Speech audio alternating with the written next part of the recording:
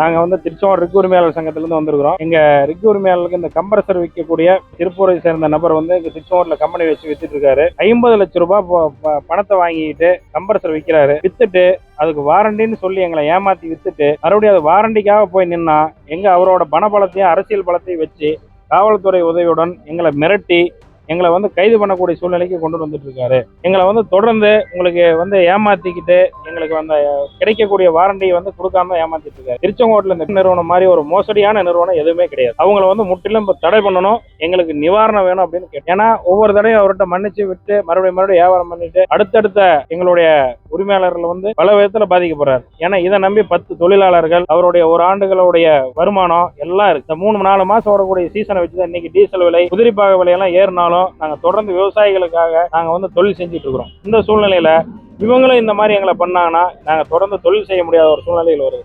நாங்க வந்து டீசல் வரியா நாளொன்றுக்கு சுமார் 100 கோடி ரூபாய் ரிக் உரிமையாளர்கள் வந்து அரசுக்கு வரியா செலுத்தி வந்துட்டு இருக்கிறோம். இந்த மாதிரி இவங்களும் வந்து எங்களை ஏமாத்திட்டு பல வகையில் ஏற்கனவே வரியாவும் உதிரிபாக விலை உயர்வாலும் பாதிக்கப்பட்டு இருக்கிற சூழ்நிலையில இவங்க கம்பெனிக்காரங்களும் இந்த மாதிரி ஏமாத்தினாங்கன்னா எங்களால தொடர்ந்து தொழில் செய்ய முடியாத சூழ்நிலை ஏற்பட்டு கொண்டிருக்கிறது. இல்ல நாங்க வந்து அவர்கிட்ட 3 மாத காலமா கேட்டுட்டு இருக்கிறோம். இந்த மாதிரி வந்து 50 லட்ச ரூபா கொடுத்து பொருள் வாங்கியிருக்கிறோம், எங்களுக்கு வந்து அதை சரி பண்ணி கொடுங்க, எங்களால ஓட்டவே முடியல, தொழில் பண்ண முடியல, சரி பண்ணி கொடுங்கன்னா இங்க கேட்கணும் அங்க கேட்கணும்னு சொல்லி ஏமாத்திட்டு வந்துட்டு இன்னைக்கு வந்து நாங்க போய் கேட்கிறப்போ வந்து போலீஸ் வச்சு எங்களை மிரட்டுறாரு.